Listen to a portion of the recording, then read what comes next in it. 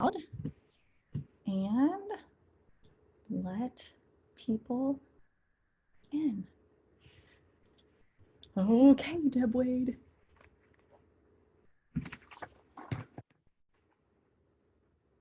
And admit all.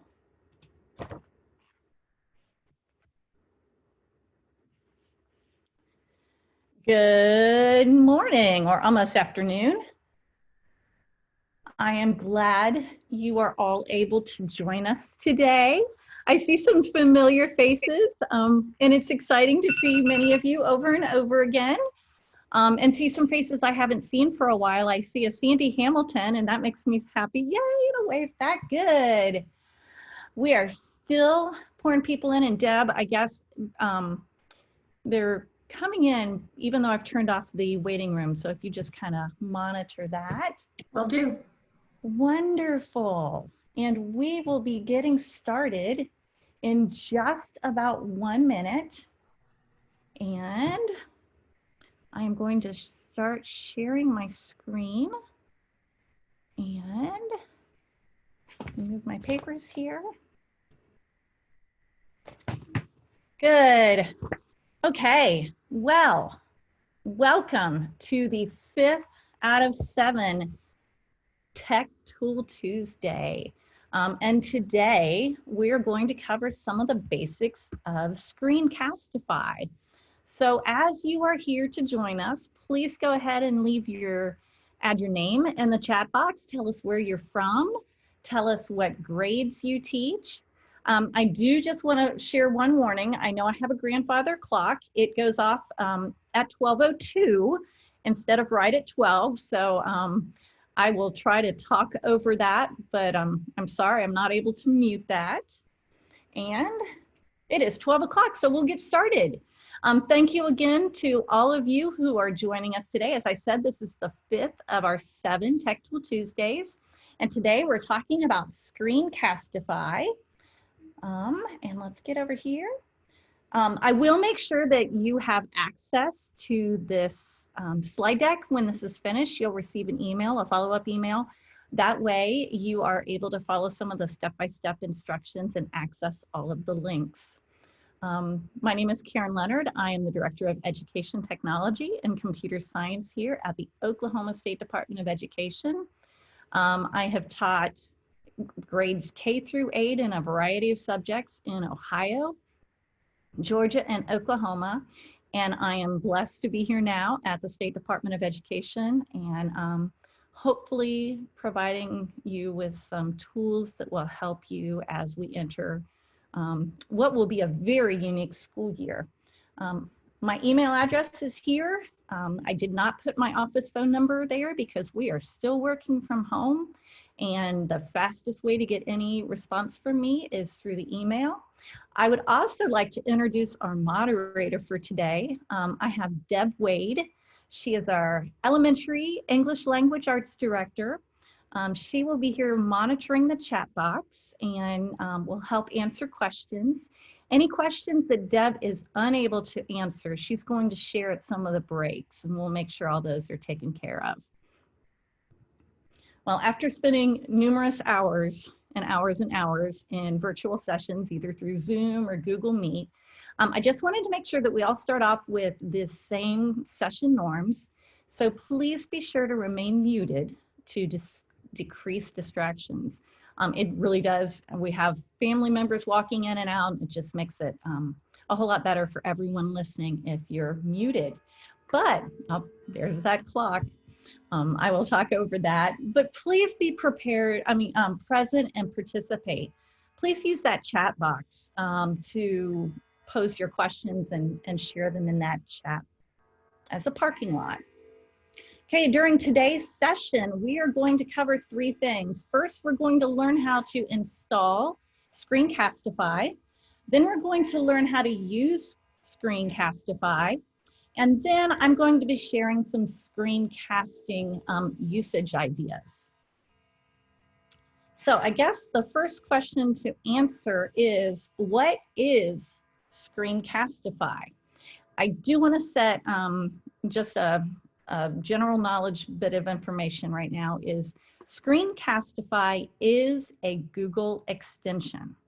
So if you are not a Google Chrome school or a Google school, you have a couple options. You are able to create your own Google account and install this personally, or within the next couple slides, I'm going to share some other tools that you may find useful. Even if you are not a Google school, once I get past the initial installation and signing up for using Screencastify, anyone will find the screencast sharing and usage ideas useful. So I want to give you just a little information on what Screencastify is.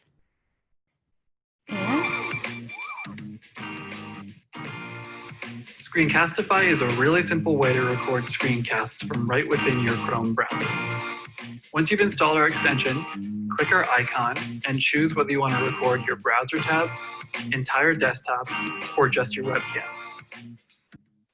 Turn on your microphone if you want to narrate over your recording, and choose if you want to embed your webcam to add a personal touch. Once you're ready, click record and lights, camera, action. Spice up your screencast with our annotation tools. For example, shine a spotlight on your mouse to direct your viewer's eye, or draw on your recording with our pen tool.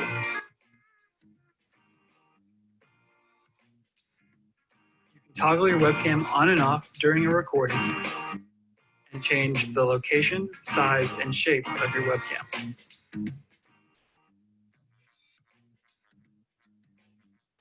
Once you're finished, click our icon again and click the stop button.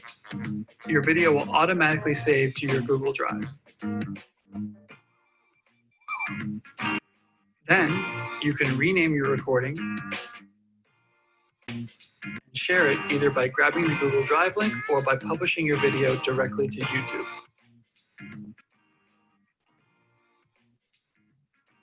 Our premium subscribers can crop. And I'm going to stop there because the only information I'm really sharing today is about the free version, because I generally can find enough tools out there that are free and I don't like to have the cost associated with it. And I'm sure I'm trying to save you money because I'm sure you don't want to be spending information. The video was 2 years old, so I know some of the little icons and pictures have changed some, so you'll be able to see the updated images as we go through. So I told you what Screencastify was, but now let me share what exactly is a screencast and why in the world would I ever want to use one?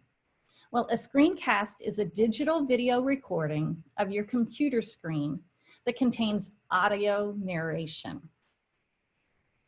So why would I want to create a screencast? Well, they're great for teaching and sharing ideas. They're a fabulous way to provide instructions for students that can be replayed over and over based upon the student need. It allows students to see your face and hear your voice during periods of distance learning. And students can easily create their own screencasts as a method of communicating with you and others as well. So mainly, one thing we've talked about is the importance of communication. And we know that communication is one of the 21st century skills that will help students be prepared for our global workforce and citizenship. And the 4 C's of the 21st communication skills are critical thinking, creativity, collaboration, and communication. And again, I'm focusing on communication for this tool. And why communication? Well, in a publication entitled, Are They Really Ready to Work?, which was created by the Partnership for 21st Century Skills, it was stated that employers note that although oral and written communication are among the top 4 skills they seek in new hires, most graduates are lacking in these areas. Communication is also shown as an important skill for students through ISTE, the International Society for Technology and Education. This is an organization that works hard to help develop students and help them be prepared to thrive in a constantly changing technological landscape. And Oklahoma has adopted the 2016 version of the ISTE student standards. These standards are K-12 standards and consist of 7 strands of standards that teachers should try to integrate in their lessons. Strand 6 directly relates to communication. It's the creative communicator.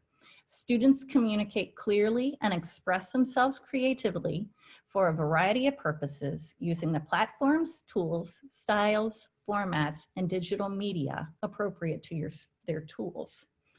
Okay, so now that we've talked about the importance of communication, let's see how Screencastify can help students and teachers better able to communicate. Before we move on though, I did say that Screencastify is a Google-specific tool. This is not the only tool that you can use to create screencasts. I've tried to share a list of several others. Loom is another that's Google-specific. Screencast-O-Matic is a web-based tool. Most of these have specific time limits that you're able to create your video length for free. I know Screencast-O-Matic is 15 minutes. The caveat there is a 15-minute video or any of their videos probably will have a watermark in the background. Screencast-O-Matic does not provide any video editing options. Nimbus Capture is another screencasting tool, and that tool allows you to use annotation tools. Camtasia is a much richer program. It is not free, but again, some schools may already have access to these. ScreenFlow is a Mac-specific tool. Explain Everything Whiteboard. This is, I believe, not just an app for iPads. I believe it's multi-tool based. But Explain Everything Whiteboard is really good for students to use, especially your younger students. It can provide either a blank screen or you're able to preload slides or websites. And students can annotate and record, and they can draw and speak and create their own presentation to show what knowledge they've learned. If you have a Windows device, they already have a free built-in screen recorder. If you have a Mac, you could use a QuickTime Player. Screencastify, although I'm showing you the free version, there is a paid version that's about $24 per user per year. And there's another one. I have not played with this one at all, but I thought I would throw it out there. It's called Ice Cream, and it's a one-time fee of $30. With all of that said, if you're a Google user, I just highly recommend the ability to use a free tool. So, no matter what tool you pick, especially when you're including the tool that could be used with students or with images of students, please make sure you check into the privacy and security information related to that. Screencastify is compliant for those 3 tools. They even have a link directly to their privacy center. When you receive this slide deck, you're able to click right there and see maybe if there's age restrictions or usage restrictions. Okay, so now that we got some of the background information out of the way, let's see. Really creating screencasts, I try to make everything simple. It's just a 3-step process. First of all, you have to plan a lesson in your head. Then you can record your lesson and then you share it with a link or maybe through a learning management system. So I'm going to first show you how you would install Screencastify. And once again, I have these step-by-step instructions in text and image form within the slide deck, but I'm going to go ahead and show you. So I just open a new tab in Google Chrome, and I can go over right here in the top. I've got the little waffle that tells me I can access apps. And once I get to the apps, I want to go to the web store. Okay.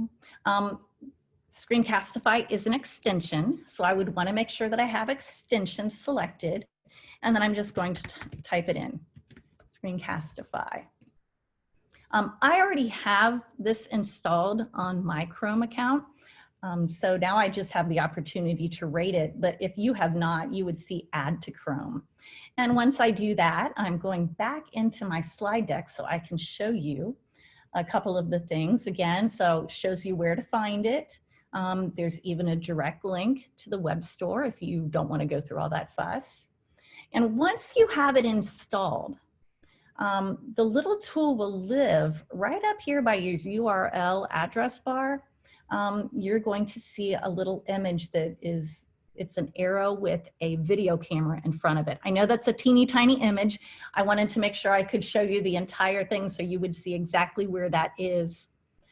So this is a little better picture. So once I have installed it to my computer, I am going to need to provide access to my Google account. Now, some schools already have it set up through their Google admin accounts that teachers and/or students are unable to install extensions on their own. This is something that is, just their IT management. I would highly recommend that if you try to do this with a school account and it doesn't work, to try and speak to somebody in your IT department. They are very able through the Google admin console to just push that out. Specifically, maybe they only want to assign it to teachers, or it could be pushed out specifically to teachers and certain grade levels of students. And if they're unwilling to use Screencastify, like I said, there were multiple other tools that you may want to select and talk to them about. I think obviously they want to make sure that they're following school policies, and they need to be checking the privacy and security. And if you're pretty thorough in explaining your purpose for your tool, like I said, if not this tool, hopefully they can help you find one. So once I have installed Screencastify on my toolbar, it's going to ask me to sign in with Google. And I want you to notice this toggle button right here. I would highly recommend, as does Screencastify, that you make sure that that toggle is turned on, because what is so wonderful is the seamlessness between Screencastify and Google Drive. When you finish recording your videos, to access them, you just go to your Google Drive account, and right there, it automatically creates a Screencastify folder, and all of your videos are just dumped in there, and it's just absolutely seamless. So once I've given it permission to sync with my Google account, my next step, I did have an issue myself, and I just wanted to make sure that, sometimes it can sound really easy to install something. Yesterday, when I was playing around, it said that I needed to make sure that my third-party cookies were enabled. If you have an error message like that, I have provided direct instructions on how to change those settings.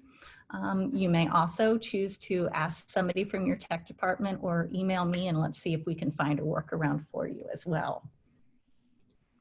Okay, now that it's synced with your Google account, now you need to give it some permission to access the tools on your actual device. You do want it to access both your camera and your microphone, and it is up to you to determine whether you want it to allow you access to the drawing and annotation tools. To me, it's kind of easier. If I think that I might need them, it's easier to go ahead and set those permissions now. Once you have clicked those boxes and selected next, you should receive some kind of message from your computer. This is what my computer said, and it was just, again, verifying the fact that I wanted it to use my camera and my microphone on my computer. So I click allow. And there, as with any free tool, it's doing a little bit of data collecting. Basically, it wants to know what type of people are using this. Are you a corporate user, a government user? Select the educator, and I think it's going to ask you kind of like what level of education. Are you higher level, higher ed? Are you K-12? And then, hooray, you've installed it. You may want to take a second when you get to this point. There are 3 wonderful tools right here that you might want to take a few seconds to watch. The overview video is the one that I just shared with you, but Here's another step-by-step way to make your own recordings. And then there's some in-depth tutorials and videos. And if you've attended any of my sessions in the past, you'll know that I'm going to take any of these tutorial videos and add them to a database that I'll share with you at the end. That way you have a one-stop shop for all of your videos and tutorials. Okay, it's installed. How in the world do I create a screencast? It's pretty easy. First of all, I would go up, and I'm actually going to exit my slide deck, and I'm going to do this right now myself. I'm going to go up to my extensions. Mine may look a little different than yours. I have multiple, so they're listed. And I'm going to go down to my Screencastify. And what that does is it brings up a menu with recording options.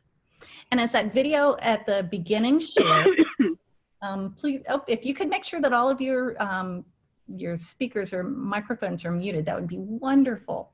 I have 3 different ways that I can make my recordings. I can record just within a browser tab.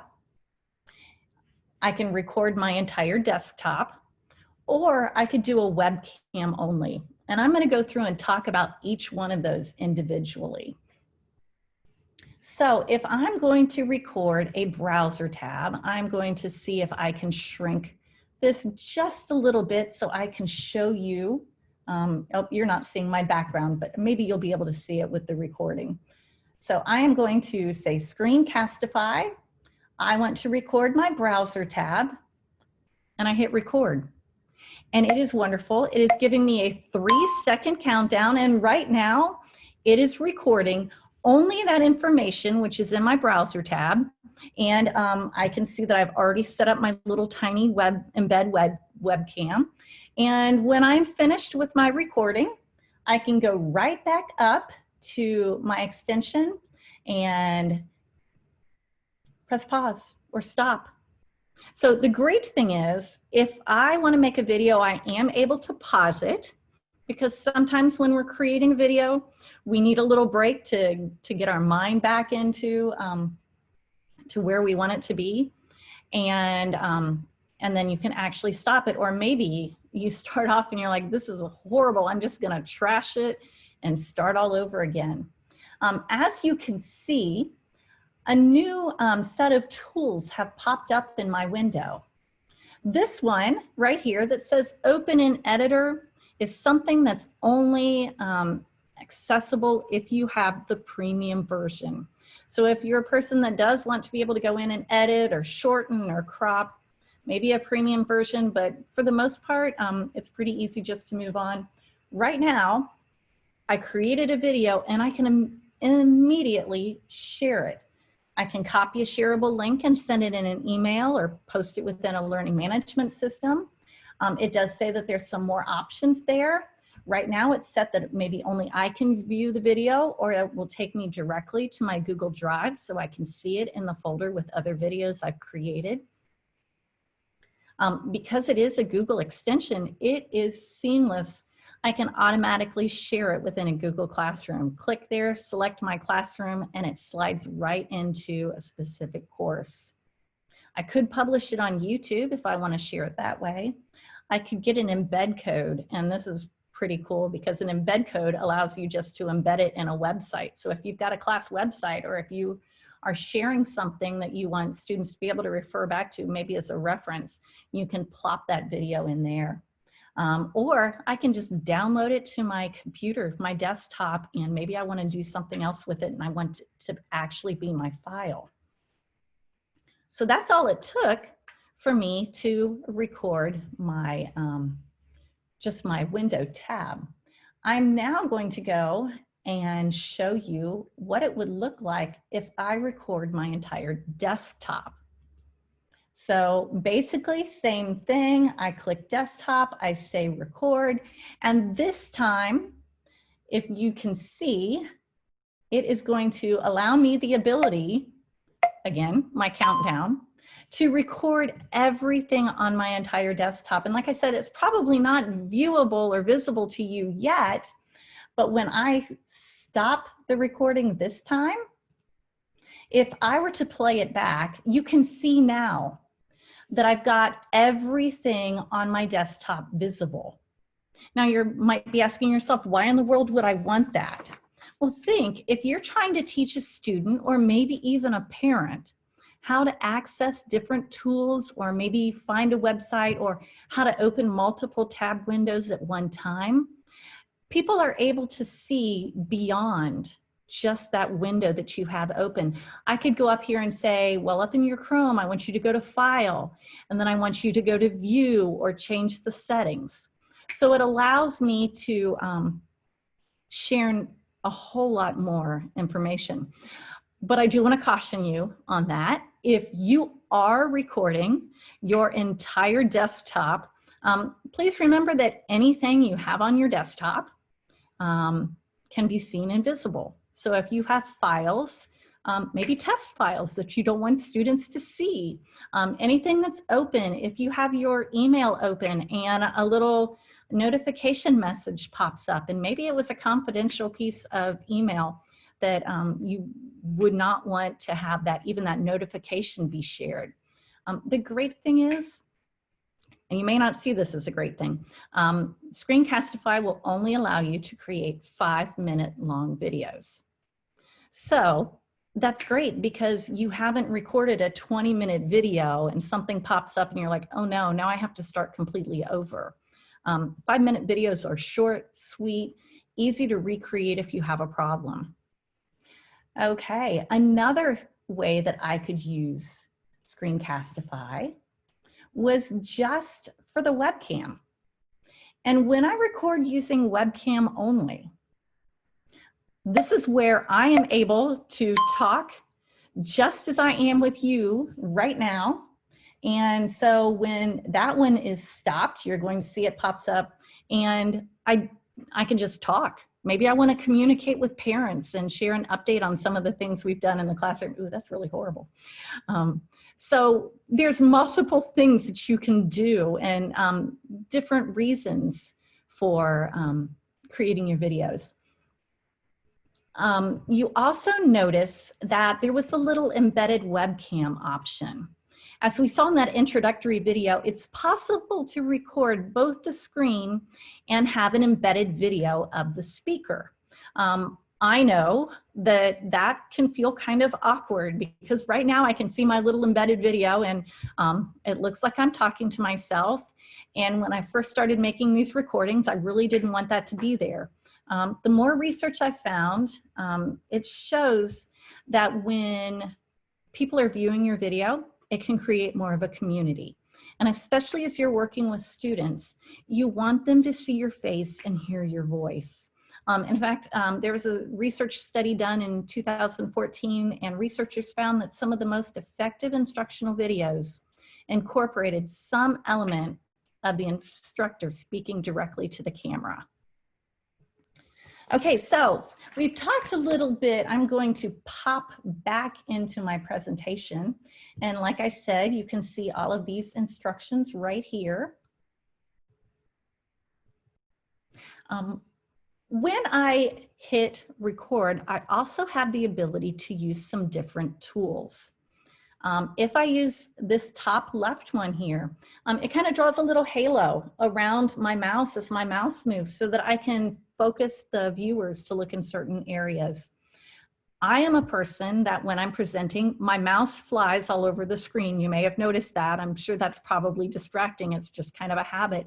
Maybe you definitely want to stop that and you can hide the mouse. This one right here, emphasizes clicks, is wonderful because if I'm trying to train students or parents step-by-step instructions and I want them to click on File, when I put my mouse there and click, it creates a red ring around my mouse. And once again, it just draws attention to where I want the viewer to see. I have the pause button, which I think is wonderful when you're creating videos. It is always nice to be able to pause and take a deep breath before you go on. You can show your arrows, so you're able to show and call attention to that. You have your annotating tool, which is great. You're even able to select different colors. So think, if you're a math teacher, maybe you want students to talk their way through a math problem, and they can just annotate their numbers in the entire process while they're verbally speaking that information to you. Maybe you want students to talk about a specific war, and you want them to talk about the battles as they go from one place to another. They could pull a static picture of a map and they could annotate over it. There's even an eraser tool so that if they mess something up, they can pause, erase it, and go on, or you can do the same. And we have our exit and record icons as well. I know that when I was playing with this in the past, sometimes I get a little uptight because I start my recording and I'm like, oh my gosh, I want to annotate on my screen, and look, that's not an option here. If you notice under this video menu, it does say show more options. And when I click on that, I do, maybe now I can show the drawing tools.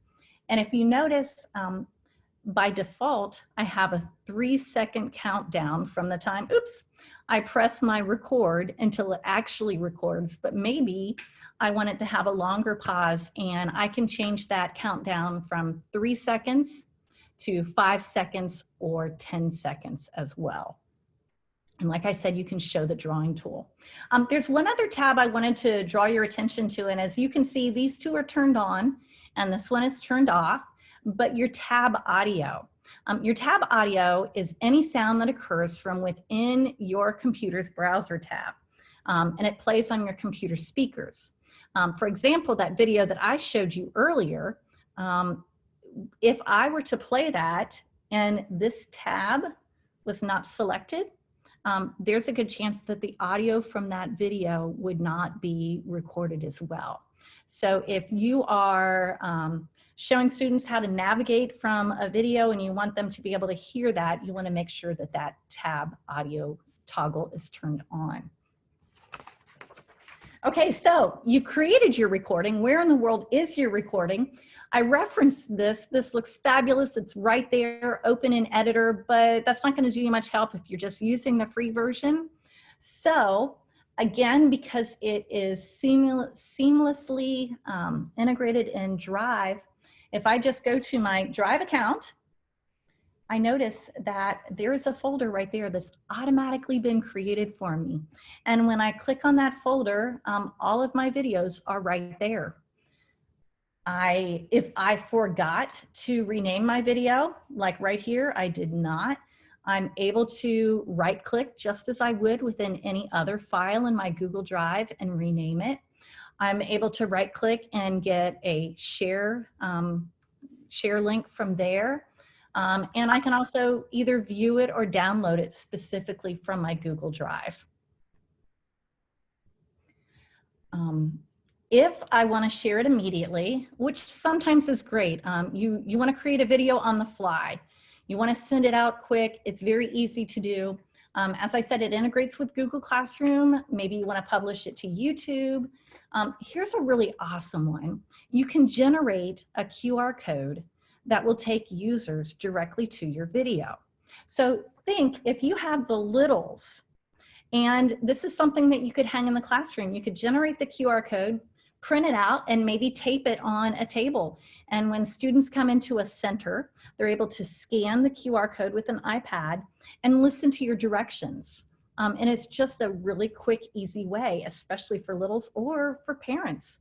Send a QR code home, or post it throughout the classroom when they come to meet the teacher night, and they can find out all kinds of little bits of information about what goes on in your classroom. Okay, before I go on, Deb, are there any downloading or installation questions that have been posted in the chat box?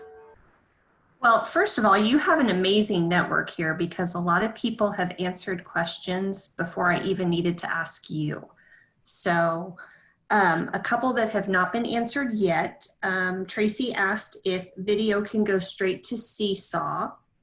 Ooh. Sure if that's the right place for that one to. Do you know what? That's a really good question, Tracy. And I know that I'm doing a Seesaw video in 2 weeks, and I will make sure I'm writing that down. I will make sure that I have an answer by the time I do my Seesaw session. And then Erin asked, can you use a second webcam to show students what you're working on, like manipulatives? I don't think that this would be the best way. Well, I guess you could, because when you select it and you set it up, when you give it permission to use a camera, you would be able to select which camera you would like it to use if you have an external. I think that would probably work. Yeah. And then finally, Kathy asked if the tab audio is on, is that all they hear, or can they hear your voice also? They should be able to hear both. Honestly, I haven't played with that, and that might be something that you just try to set a screen record and have that play and talk at the same time, and it could be like a, you know, even a 5-10 second video, and you'd be able to have the answer to that question. But if any of you already know the answer, I would love to have you share that in the chat box.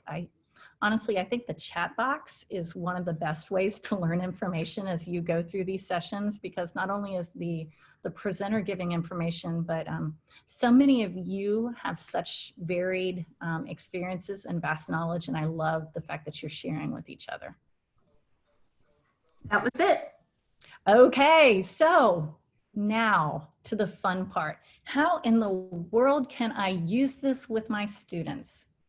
Well, first of all, best practices. Immediately, some of you might go to the fact that if we go to distance learning, I just want to record an entire lecture and share it with my students. I am sure that even as adults, as teachers yourselves, when you sit down to watch an hour-long webinar, it's not interactive for the most part. You're watching a video, your attention flies, and it's really not the most effective way to share instruction with students. Best practices say to create a 4 to 7 minute video. And the great thing is Screencastify is free for up to 5 minutes. So there's one thing for best practice. Another thing is, you know, when you create multiple short videos, don't try to cram a ton of information in. Really, you only want to present 1 or 2 items of substantial information at a time, because you really want students to focus on that information and not overload their working memory. When creating videos, you also want to try to make connections to existing knowledge. Just as you would face-to-face in the classroom, by connecting it to existing knowledge, it helps the learning stick with students. And annotation many times can be very helpful as well. Some other components of effective video instruction include a balance of auditory and visual clues. I am a person that definitely speaks with my hands, and you know, sometimes I might do my own little hand motion or something when I was teaching my students, and that would stick in their heads, or visual clues with the annotation notes. And again, by hearing your voice, I think that can kind of add more to the learning. Be sure to maintain a balance between new information and existing information, and balance between engaging and exciting, but not overloading. Okay, again, you sat through some of those video webcams or web sessions where it's just kind of droning. It is nice when somebody livens it up, but you know, you want to make sure that it's not taking away from what they're supposed to learn. So how can I use this? You can use this when you have blended or flipped classroom lessons or activities. Again, short little snippets. Maybe you want students to understand some of the background of a novel before you read it with them. Maybe you can present some of the background information before that. So when students come into class or come into a session with you, they have some of that background information already ready. You can share assignment solutions and or examples of assignments. So in times of distance learning or even face-to-face traditional learning, maybe you help explain math problems to students. And you know, you could distribute videos, you know, when you're teaching something like math, that there are common errors every time you teach the same activity or lesson. Create a short video and just send it out to those students that need that information. Maybe you're teaching students about a research project that they're going to be experiencing or going through. And maybe you want to provide some of that background information, or you've told them, you've written it down on paper, but maybe you just want one more source so that you can say, you have a question, I answered that in the video, why don't you go watch that again? You can create or give individual or group feedback. I love the fact that Google Docs or any of the Google products allow you to annotate and or edit or put comments in them. We know sometimes students may not read all of your annotations and comments. So you could pull up one student's Google Doc and talk through and say, I really like this here, but we need a transition right here between this paragraph and this paragraph. You're giving individualized feedback, and sometimes it's faster to create a short video than writing all that information out and sending it directly to students. Substitute plans. I know that when I was a technology teacher in Georgia, getting a substitute to come in and teach technology to kindergarten through 5th grade students, that was like one of the last jobs anyone wanted.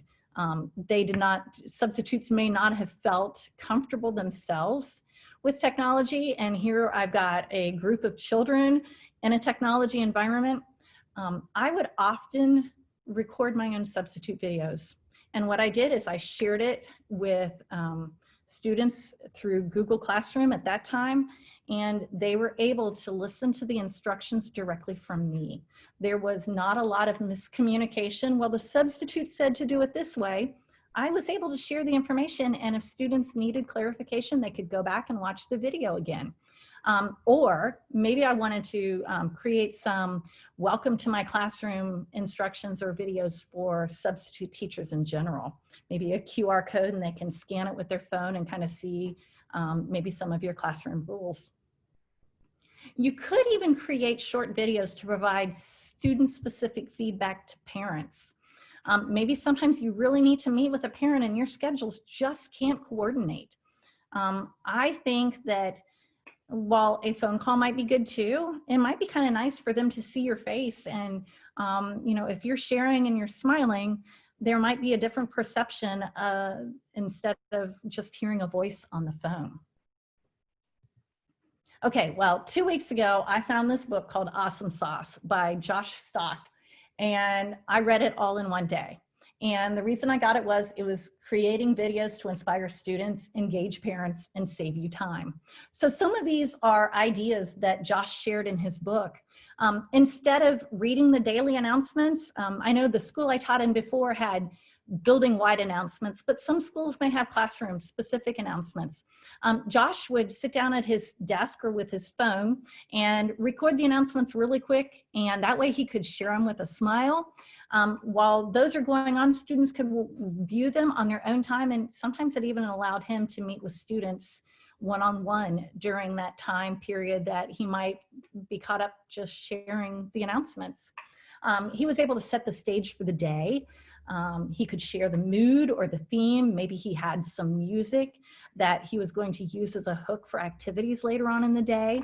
And his morning announcements typically were announcements, today's birthdays, and then a quote of the day. And you know, he would have that written up there, and he ended each of his videos with his catchphrase. So that kind of, again, created community within the classroom because the teacher had that specific catchphrase, and it just kind of made them feel comfortable. He also created class trailers, welcome to 6th grade or AP Bio, and sent it out to students via email and student families via email before the first day of school. And just kind of like, I'm really excited to see you. I'm glad you're going to be in my class. Here are some of the topics we're going to cover. And that created some of the anticipation for students as they were returning. He also suggested maybe even creating some of those and placing them around the classroom for back to school night so parents can see them as well. Think about new students coming to a brand new school or into a new classroom. He created videos about his classroom and even told students, you know, where the closest bathroom was. Here, we'll walk out my room, turn right, there's the door to the bathroom. Tips like, where's the drinking fountain that has the coldest water? Of course, obviously, we won't be using drinking fountains this school year, but little tips like that. He even had short snippets where he interviewed key people at the school, teachers, administration, nurses.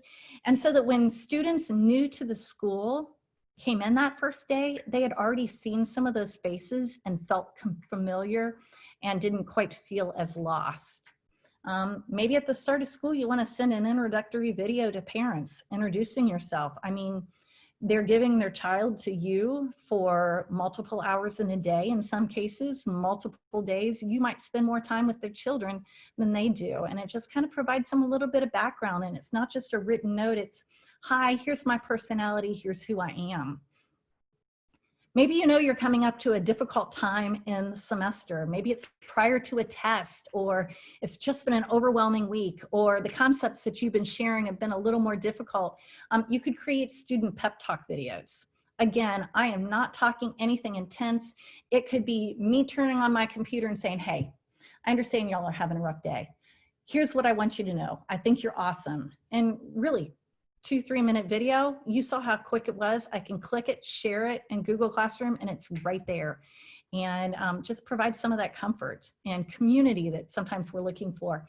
Maybe even those pep videos could be from surprise guests or older students. And then I've kind of already referenced some of the parent videos.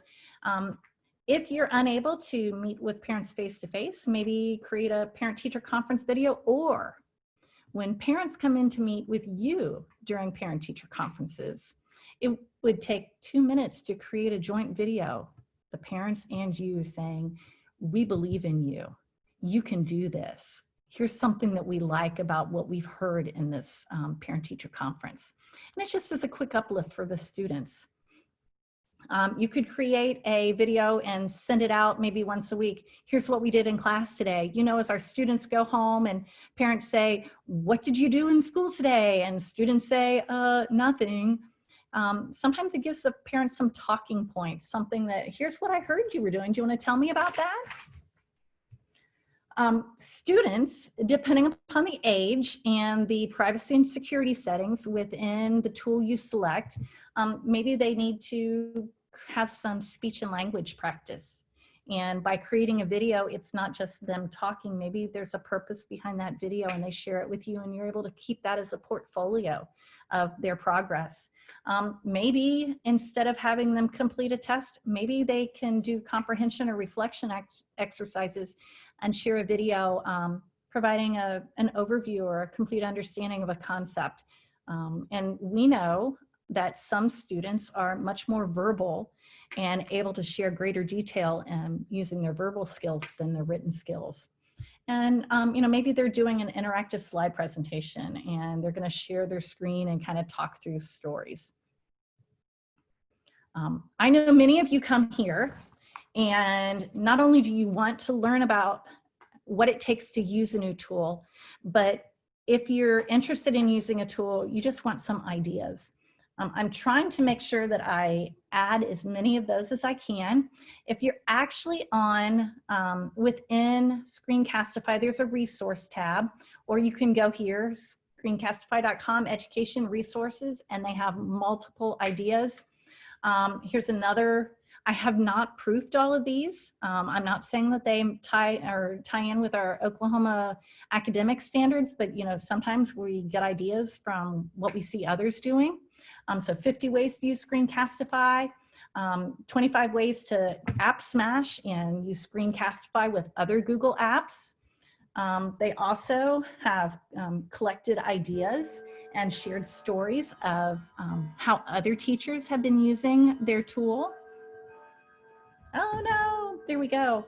Well, of course, the one slide that I want to show you is not coming up. I had this issue last week and I'm just going to go around it and go to my website or one of my web pages and make sure that you are aware of some of the information there. The actual link is right there in the presentation, but as with all of my past Tech Tool Tuesdays, there are links to the recordings, and you're able to register for them as you move throughout the time. And hopefully by tomorrow, this will no longer say you can register for Screencastify, but it will have a link.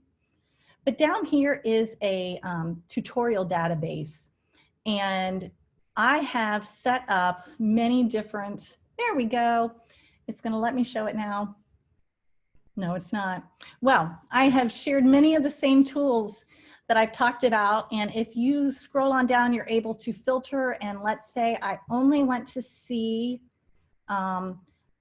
tools that are Screencastify, and here are all of the tools that I've currently added in there, but I will be adding more. Last week we had Engage OK, and it was kind of crazy. So my goal is to go back, and again, you can sort by tool, by user, by level of user, the topic. And originally I had created this just to be a video database, but I am going to go in and also have some handouts and guides. So if you're a paper person and want to be able to print out or see step-by-step in paper form, there's just, hopefully this can be a one-stop place for you to go to get information. And right now I have Canvas, Google Classroom, Flipgrid, Jamboard, Kahoot, Edpuzzle, Pear Deck, Screencastify, Seesaw, and I am process of adding Google Meet, Nearpod, and some of the other Google tools. So with that, are there any other questions, comments, concerns, tips, tools that you'd like to share?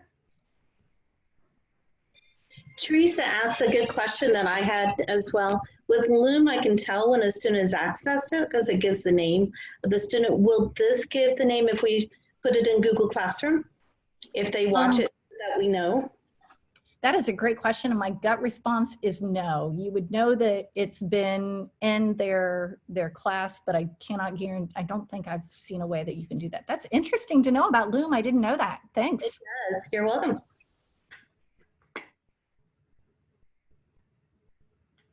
Anything else, Deb? Couple things. Okay. There's one that says, if you create content-driven videos, is there a way that it shows the teacher who has accessed and seen that video? No, that's kind of like our last question. You're not able to track who's actually watched them. I'm gonna have to see if there's any other, I never had thought about that question. I guess we go with the best thought, kind of like I give certificates out for people attending these, and I can't 100% verify that people are in attendance, but I go with what I think, I'd hope is what teachers would do, because that's what they would hope students would do. So I'll work on that. Someone asked if you could share the link to the Airtable that has the database again. Yes, I would be glad to do that. Let me exit out of here and share that in the chat box right now. If I can find the chat box. Here it is. Okay, let me make sure that goes to everyone. If you have additional tools that you're like, I would love to see some ideas to go in there, please email me and I'd be glad to add things. I see somebody said, does the Awesome Sauce book discuss things in detail? Oh my goodness, I have a digital copy. It is very detailed. I had all kinds of notes encircled, and what it does is he used QR codes, and he shared examples from each of the video types that he talks about. So you're kind of able to go through and not only see the instructions and ideas written out, but you're able to watch his version of each of those. So what is the presentation? Professional development, Karen, how do they get that? I will, when you receive your email saying that you have attended, if you would just reply to that email and then I will send a PD certificate to you. And I did just plop the link to the slide deck in the chat box. Somebody said we process videos inside a Google form, so it would record who accessed the video. Okay, that's a great idea, because you can, you could save one of your Screencastify videos, and we talked App Smash. When you create a Google form, you are able to input video before a question, so you could put that in there, and that might be one way that it won't exactly probably show you who completely watched it, but maybe their response to the question might give you an idea whether they watched it or not. Any other questions? Maybe a Loom training. I will see what I can do. Somebody in the past had suggested that I have some follow-up sessions, maybe in September, October, saying, if you attended Flipgrid, please come back and share some of your successes, or share something that failed that maybe we can all work together to help. And I would just, whatever I can do to help you, share your ideas. I will be downloading the chat, and I do go back through and read it all to make sure I haven't missed anything. And the Awesome Sauce book, somebody did place I think a link. I just went to Amazon.com and typed in Awesome Sauce book. Again, it may not be a book for everyone. I've been reading a lot of books. It just kind of, I knew I was going to be teaching something on videos, and I just wanted some additional ideas to share with you. Okay. Any other ideas? Great to have a meeting about these tools again after school starts. Absolutely. You are able to register for any of the Tech Tool Tuesdays at any time. You can just go to that website that I shared and sign up. And even if you're unable to attend, I know we had 600 and some people signed up to attend today. And I think about 200 people showed up, and we know that they can always go back and watch the videos. It's a great resource. You're just not able to ask the questions directly when you watch the videos. I agree, it's so important that we're able to learn from each other and with each other. And how do you go back and watch the videos? The website I just shared not only has the registration for future Tech Tool Tuesdays. Next Tuesday is Ed Puzzle. That's where you're able to take videos such as YouTube and take them and break them into chunks and stop it at certain points and add interactive questions. Because you give students time to watch a video that might be 15 minutes long, and are they really watching? Well, they have to, because they can't get to the next question without doing that. Sandy Hamilton said she's used Edpuzzle. Padlet is another great tool that if you have not used Padlet before, that's a fun one. I'm even thinking, I know once school returns, I know that it's not as easy for you to attend sessions such as this, so maybe I just kind of create some additional videos where if you don't mind me talking and you can just send emails, that would be great. And will you show how to incorporate Screencastify with Edpuzzle? Let me see how those two play together. So Screencastify. And remember, if your district does not allow you to use Screencastify, that's okay. There's lots of other tools out there for you. And somebody just said, would I consider giving sessions in the evening? Maybe I just send out a survey form and see what works for you guys. If you have not yet joined my EdTech monthly newsletter, it is not in here. I will add that link to my email. Each month I send out a monthly EdTech newsletter, and it's got tips and tools. It will have a monthly digital citizenship lesson, and it will provide information, and maybe that's a great place where I can share a survey for you to tell me how you would like to continue. And yes, Edpuzzle is the session for next week. And then the following week, the last scheduled one is Seesaw. And normally I think of Seesaw as like K3, K4, although I do have some high school friends that have used Seesaw successfully. And I know they are sharing some new Seesaw information, because obviously all of these ed tech tools are just enjoying and loving the environment of distance learning, so that they can get us hooked on their tools. So anything else?